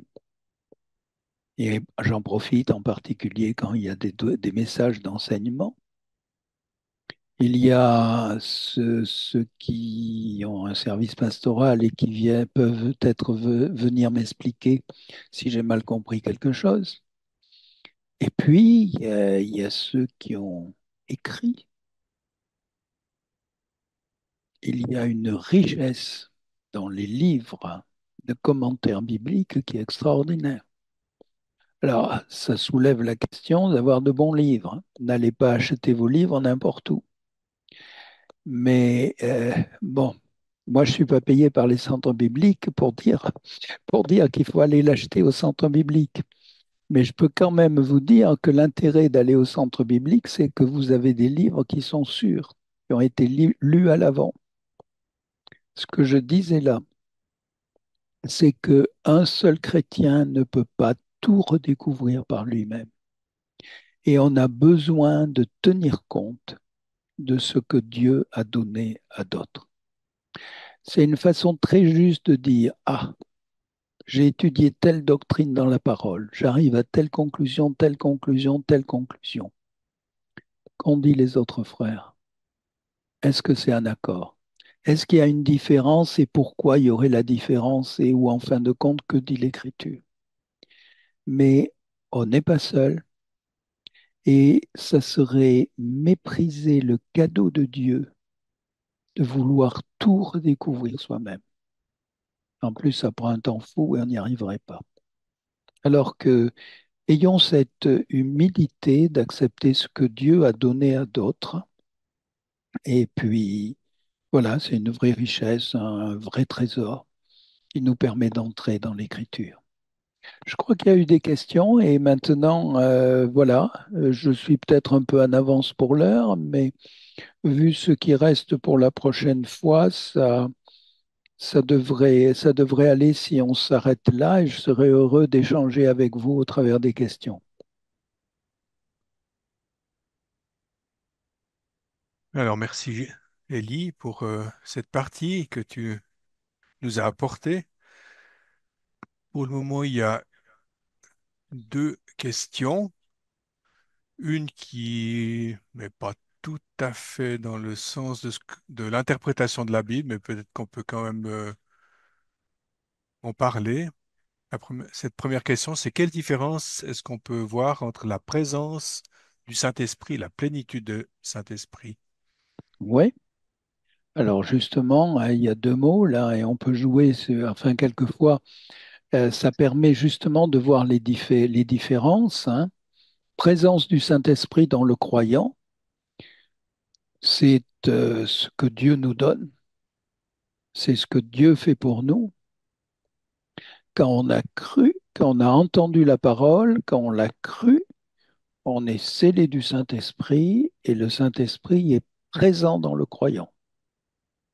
Alors ça, c'est l'œuvre de Dieu et c'est un absolu. Ça ne peut pas être enlevé.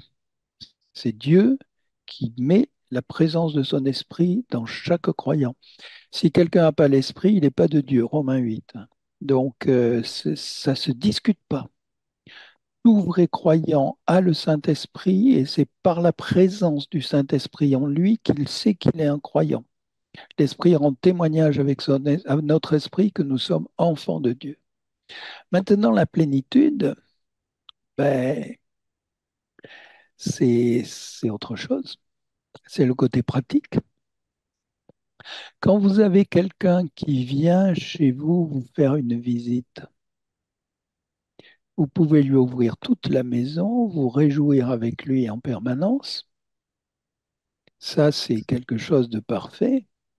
Ou vous pouvez lui dire, je vais imaginer parce que ça ne doit pas vous concerner, mais tiens, si tu peux te mettre dans ce coin, tu ne nous gêneras pas. Et la maison continue avec ses activités en oubliant le visiteur. Alors, où en sommes-nous avec le Saint-Esprit qui habite en nous? Est-ce que c'est quelqu'un qu'on écoute? Est-ce que c'est quelqu'un qui a de la liberté en nous? Quelqu'un qui agit pour notre sanctification? Quelqu'un qu'on va écouter quand on ouvre l'Écriture? Quelqu'un qu'on respecte par la sainteté pratique, sanctification? Normalement, la plénitude de l'Esprit plein, c'est être rempli du Saint-Esprit, conduit par le Saint-Esprit. Alors, on a quelques exemples dans les actes où il est dit un tel étant plein de l'Esprit, Étienne rendant témoignage.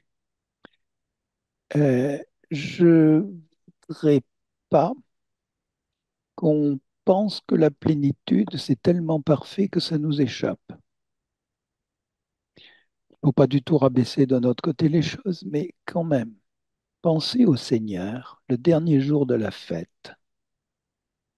Si quelqu'un a soif, qu'il vienne à moi et qu'il boive, et des fleuves d'eau vive couleront de son ventre. Il disait cela du Saint-Esprit. Si je sens que il me manque quelque chose dans ma relation avec Dieu, que le Saint-Esprit est un peu limité, mais le chemin n'est pas compliqué, hein. C'est aussi simple que de prendre un verre d'eau. On va à Christ et on boit. Qu'il vienne à moi et qu'il boive. Et on est abreuvé par l'action du Saint-Esprit. Alors, s'il y a un péché à régler, on le confesse et le sang de Jésus-Christ nous purifie de tout péché. Et on retrouve cette relation avec Christ et le Saint-Esprit agit en nous. Est-ce que j'ose dire que c'est la situation normale du chrétien? J'espère qu'on le vit comme ça. Alors, un peu imparfaitement, d'accord, parce qu'on est limité dans notre humanité. Mais la plénitude du Saint-Esprit, c'est le fait qu'il est pleinement actif en nous. Et ça, c'est la joie de marcher avec le Seigneur. Et puis, je me répète, mais c'est la situation normale du chrétien. C'est le contraire qui est anormal. Que Dieu nous bénisse dans ce sens-là. Il y a d'autres questions, je vois. Mais on peut aussi peut-être rebondir par rapport à cette question sur la différence d'action du Saint-Esprit entre le Nouveau Testament et l'Ancien Testament. Parce que c'est vrai qu'on trouve dans l'Ancien Testament des gens qui sont remplis du Saint-Esprit ou qui sont poussés par le Saint-Esprit, qui sont manifestement pas très croyants. Je pense particulièrement au roi Saül, hein, dont il est dit qu'à un moment donné, il prophétise. On a plusieurs exemples dans l'Ancien Testament. Je ne sais pas si tu veux rajouter quelque chose. C'est justement cette question de replacer une partie de la Bible dans l'histoire de la révélation complète de la parole de Dieu qui nous est donnée. Ouais. L'esprit dans l'Ancien Testament, c'était à un moment particulier, c'était quelque chose d'imposé à la personne. Alors que le Nouveau Testament, il y a cette grâce de Dieu qui veut nous bénir par cette action constante, normalement, du Saint-Esprit en nous. Voilà. Alors, une autre question de quelqu'un qui aimerait bien connaître la Bible. Comment lire toute la Bible en 3 mois? Je ne sais pas si c'est quelque chose que tu as fait toi. Alors, Euh,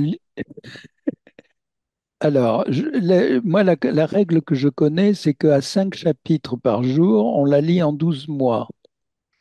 mhm. Alors là, il faut lire 20 par jour pour la lire en 3 mois.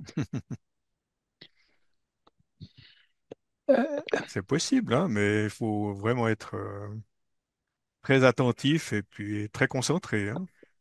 bon, quelle est votre activité professionnelle, cher ami? Combien d'heures disposez-vous par jour? Euh, c'est pas pour afficher qu'on a lu beaucoup de chapitres. Il faut quand même, quand on lit, que ce soit pas trop rapide. Je ne sais pas comment vous êtes, moi. Si je lis trop longtemps un texte, ma pensée a tendance à s'échapper.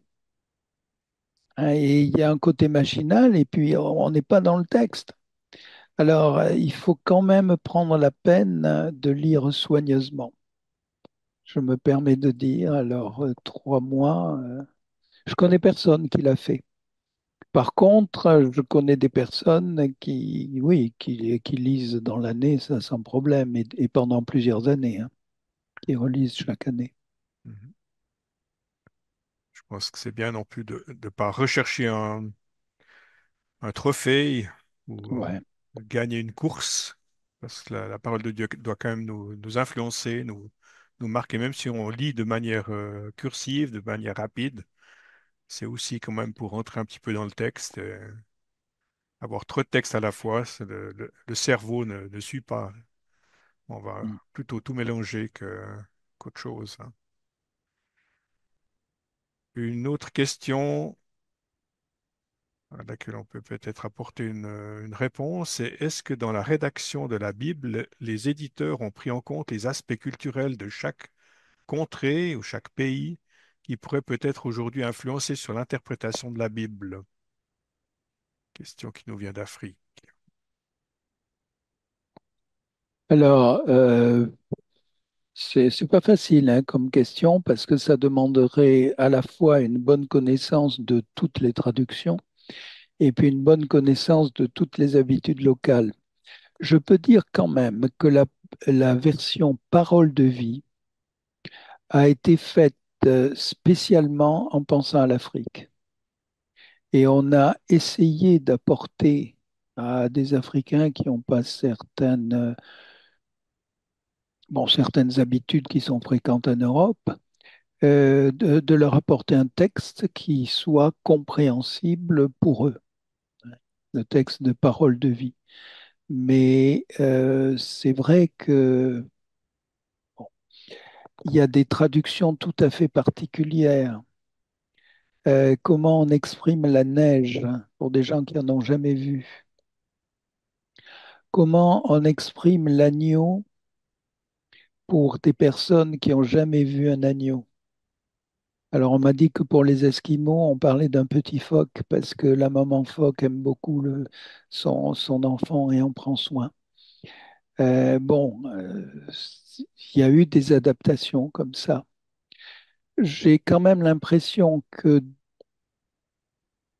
même s'il n'y a pas ces adaptations, la culture actuelle, en permettant d'avoir beaucoup de connaissances qui circulent, quelquefois trop, hein, mais en permettant qu'il y ait beaucoup de connaissances qui circulent, permet justement d'approcher le texte, même s'il n'est pas exactement adapté à la civilisation du lieu.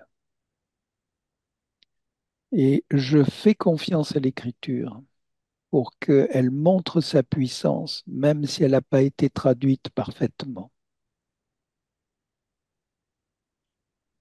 On peut peut-être rajouter aussi que les éditeurs ne sont pas ceux qui ont écrit la Bible, hein. Les éditeurs sont tenus, s'ils veulent faire un bon travail scientifique, de traduire le texte qui a été écrit il y a 2000 ans, ou Mm. entre 2000 et 3500 ans en arrière.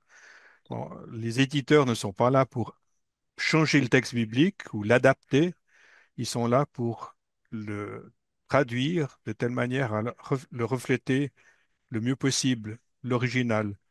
Après, c'est vrai, comme tu dis, on peut jouer sur le français pour faire en sorte qu'on comprenne mieux la phrase, parce qu'il y a des mots qui sont peut-être pas utilisés suivant le pays. Mais en aucun cas, on est là pour faire une Bible Bien. pour chaque pays, pour chaque culture. C'est pas le sens même de la Bible. La Bible, c'est pas un livre qui a été écrit ni pour les Français, ni pour les Suisses, ni pour les Africains. La Bible, elle a été écrite pour les Israélites qui vivaient il y a entre 3500 et 2000 ans, et pour les premiers chrétiens. C'est pour eux que la Bible a été écrite. Elle a été écrite en hébreu, en araméen, en grec, comme tu l'avais dit la fois passée. Et puis maintenant, on s'intéresse à ce message qui nous vient de Dieu. C'est Dieu qui est l'auteur, donc on ne va pas commencer à adapter Bien. la parole de Dieu. C'est quand même lui qui sait ce qu'il doit nous dire et comment il doit nous le dire. Une autre question. Alors, peut-être une autre question un peu plus pratique. Je ne sais pas si ça empiète un petit peu sur ce que tu vas dire la prochaine fois. Euh, mais c'est une question intéressante. Quelles sont les questions qu'on peut se poser généralement dans l'interprétation d'un texte ou d'un verset biblique sans s'éloigner du texte?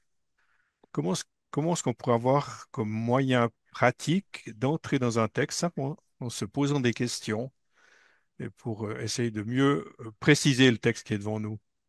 Est-ce que c'est quelque chose que tu vas traiter la prochaine fois ou... Ah ben, j'y suis passé trop vite peut-être parce que je l'ai dit tout à l'heure. Quand, à propos du texte, j'avais cette phrase, on se posera les questions classiques, qui, quoi, où, quand, comment, pourquoi. C'est des questions qui aident vraiment. Qui? Mhm. Quels sont les acteurs qui sont dans ce chapitre? Qui agit? Quoi? Quelle est l'action qui se passe? Où? Ça se passe où? Ça se passe en Israël, ça se passe en déportation, ça se passe, bon, ça se passe dans le temple, ça se passe dans un palais. Quand? Alors quand, oui, là aussi, hein, on est avant ou après la résurrection du Seigneur, par exemple. On est du temps d'Israël ou du temps de l'Église. Et puis bon, il y a du camp plus précis aussi dans l'histoire d'Israël, hein, que ce soit sous la royauté de Salomon ou pendant la déportation, c'est pas les mêmes choses. Alors le comment, et puis le comment ça se passe, oui, et le pourquoi. Alors c'est une question plus difficile, ça peut-être, parce que ça demande de comprendre le sens du passage, hein. Quel était le but que Dieu recherchait au travers de ce qu'il nous dit ici.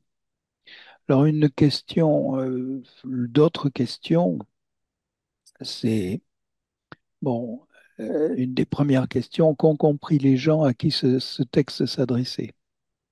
Est-ce que c'est par exemple des Juifs qui avaient ou abandonné l'Éternel et c'est pour les réveiller? Enfin, il faut comprendre ces choses-là.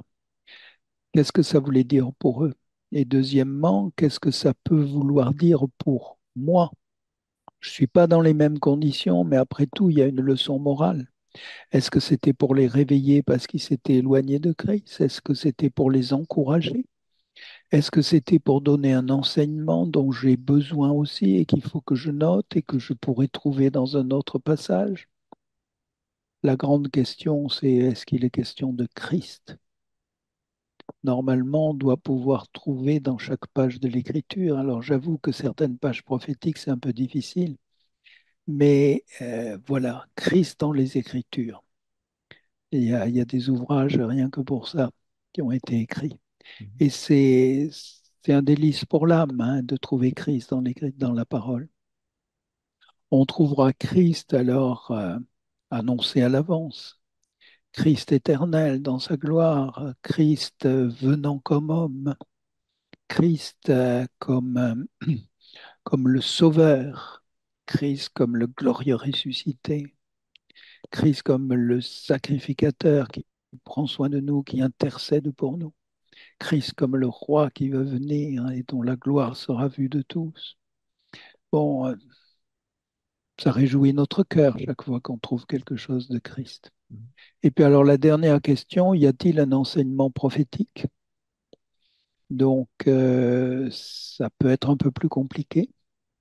Il y a des passages qui sont franchement prophétiques. Alors je parlerai un peu de l'interprétation de la prophétie parce que c'est assez spécial, mais ça fait partie des questions aussi qu'on peut se poser à propos d'un texte. Alors, Voilà, je sais tu veux juste répéter les mots-clés qui, qui, quoi, où, quand, comment, pourquoi. voilà, des questions toutes simples, mais je peux vous assurer que si vous faites ça pour un verset, vous avez déjà fait un bon bout dans la compréhension du verset. Et puis, on peut faire un petit exercice pratique, puisque tu nous as parlé de ces 6 questions. Quelqu'un nous pose la question sur un verset en 2 Timothée 4, 14. Je voudrais avoir des éclaircissements sur ce verset. Que pouvez-vous dire de cette parole de l'apôtre Paul concernant Alexandre le forgeron?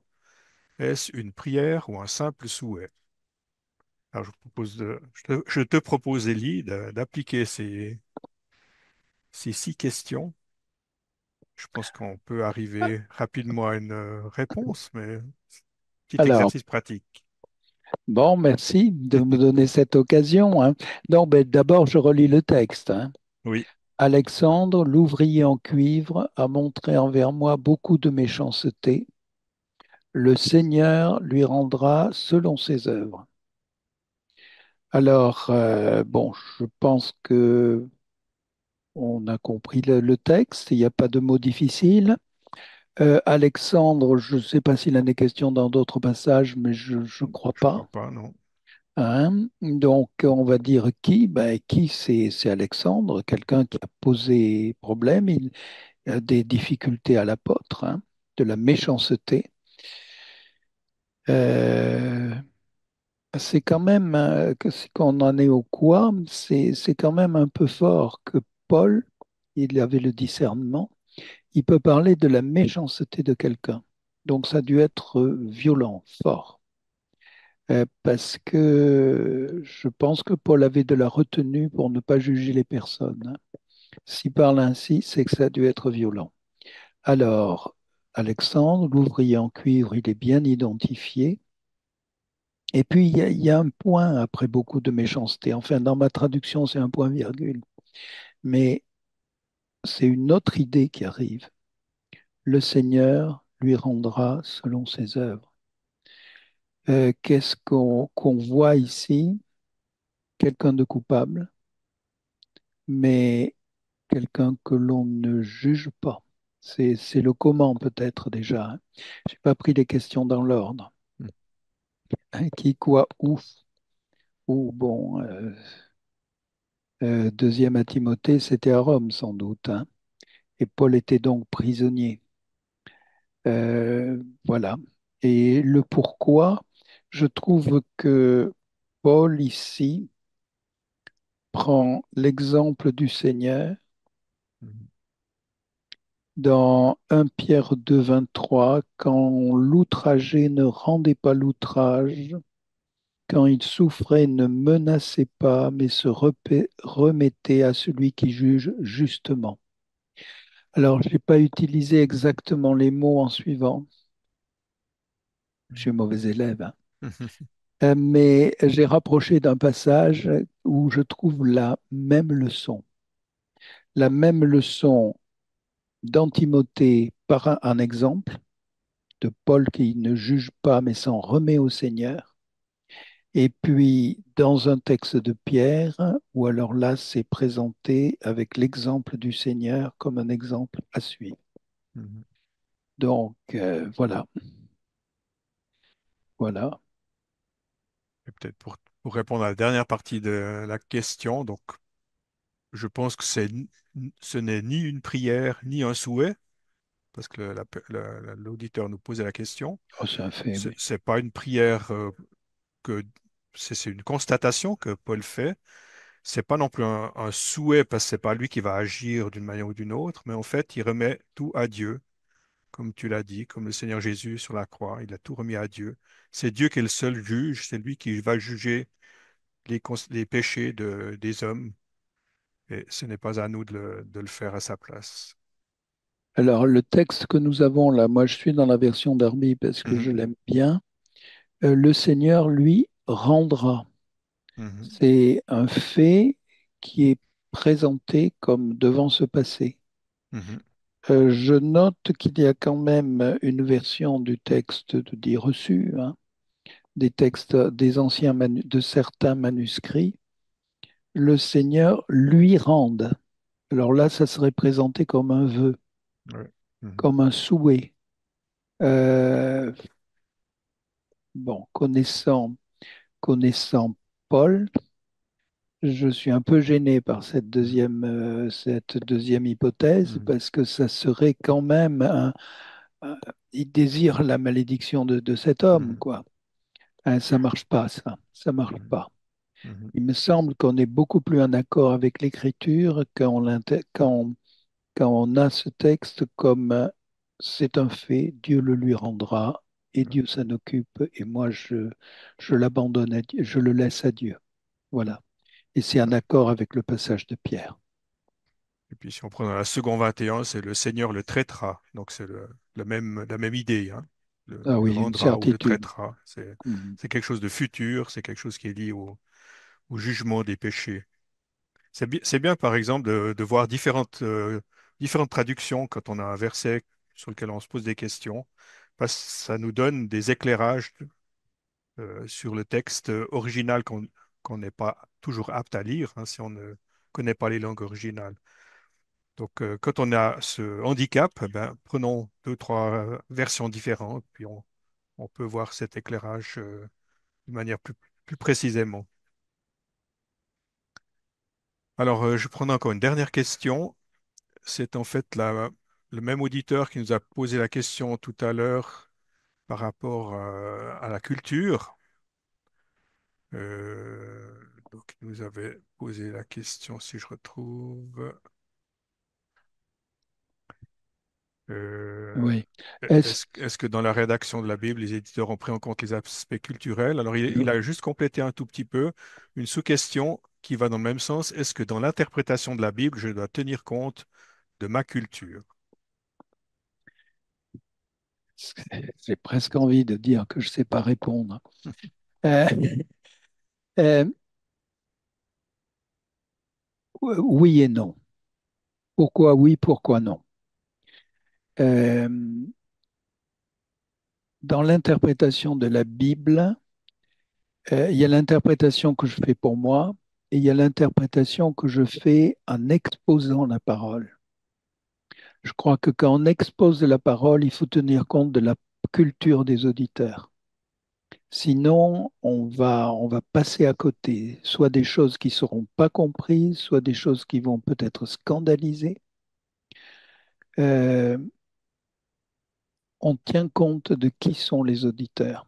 Paul faisait comme ça, hein. Quand il parlait avec des Juifs ou quand il parlait avec des Grecs, il ne s'exprimait pas de la même façon, il le dit lui-même. Donc Mhm. oui, on tient compte de la culture, mais ça ne veut pas dire qu'on a le droit de transformer l'écriture. On n'adapte pas à la culture. On présente d'une façon qui culturellement peut être comprise, mais on présente la même chose, le fondement, ce que Dieu dit. On essaie de Mhm. transmettre ce qui dépasse la culture. Et c'est quand même extraordinaire que la Bible, elle est acceptée en Afrique. Moi, je peux rendre témoignage elle est acceptée en Amérique du Sud. Bon, parmi vous, il y en a sans doute qui l'ont vue dans d'autres pays. Elle a un caractère universel qui dépasse les cultures. Il y a une puissance de l'autorité divine qui est là, hein, et ça dépasse la culture. Alors, ne trahissons pas la Bible par la culture, surtout pas, Mhm. mais c'est vrai, pour en parler, quelquefois, il faut tenir compte de la culture. C'est important de bien comprendre ce que l'auteur a voulu dire aux auditeurs de l'époque, Ouais. parce que ça, c'est important, parce que les Juifs de l'époque ne fonctionnaient pas comme on fonctionne nous, hein, dans nos cultures, ne raisonnaient pas comme nous. Donc, de bien comprendre ce que le texte a voulu dire à ces personnes. Et puis, une fois qu'on a bien compris le texte, ce qui signifiait à cette époque, à ce moment-là, on peut appliquer.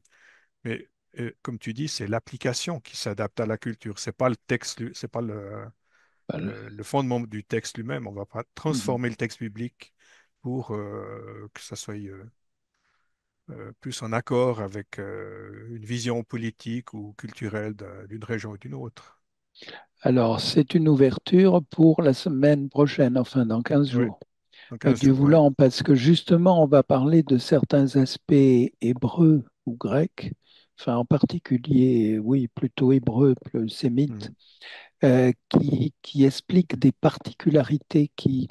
Nous, il y a des choses qu'on ne comprend pas. Et puis quand on se met dans l'état d'esprit ou d'utilisation des mots des Hébreux de l'époque, ben, il n'y a aucun problème. Tout à Il n'y a fait. aucun problème. Il y en a un, mais je ne vais pas donner la solution. Mais enfin, les 3 jours et 3 nuits, on pose souvent la question, ça ne rentre pas, hein. Il y a pas 3 fois 24 heures entre l'ensevelissement du Seigneur et sa résurrection. Mais non, mais pour les Juifs, ça faisait 3 jours et 3 nuits. Mhm. On verra pourquoi la prochaine fois.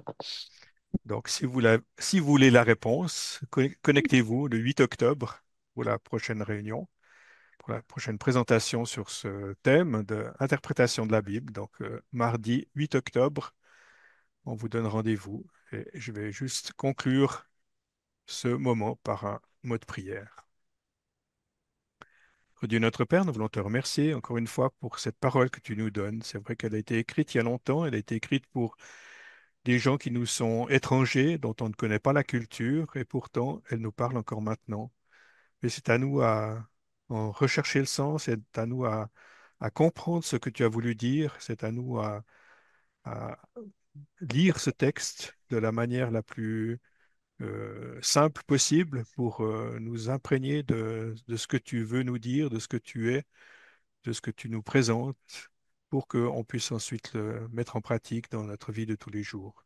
Alors merci pour cette parole qui a été écrite il y a si longtemps et qui, de manière miraculeuse, s'adresse à toutes les cultures, à tous les peuples de ce monde aujourd'hui, et où on peut voir des personnes qui sont transformées par l'œuvre de grâce qui se fait dans leur cœur, quel que soit leur arrière-plan. Et nous te bénissons parce que ça, c'est vraiment un miracle qui vient de toi. Nous te louons pour cette parole que tu nous as donnée, qui nous permet de te connaître. Nous te louons parce que cela nous conduit, nous accompagne dans notre vie de tous les jours. Et nous te remercions de, de pouvoir la posséder, de pouvoir la lire de manière régulière. Nous te remettons encore la suite de cette formation. Nous te remettons chacun qui était présent ce soir. Nous te prions que cette semaine puisse être remplie de cette connaissance de ta parole pour nous fortifier, nous encourager jour après jour. Et nous te louons pour tout ce que nous recevons de toi. Amen. Amen. Alors, j'aperçois Voilà. qu'une question concernant les 10 vierges, je suggère d'y répondre la prochaine fois Oui. parce que justement, ça répond à cette question comment utiliser certains textes en fonction du but de ce texte. Mhm. Et c'est une histoire qu'a racontée le Seigneur, c'est pas une doctrine de la réception du Saint-Esprit. Et ça change tout quant au résultat. Tout à fait. Alors, on vous donne rendez-vous. On vous souhaite une bonne fin de soirée là où vous êtes et une bonne semaine à chacun. Au revoir. Merci, bonsoir.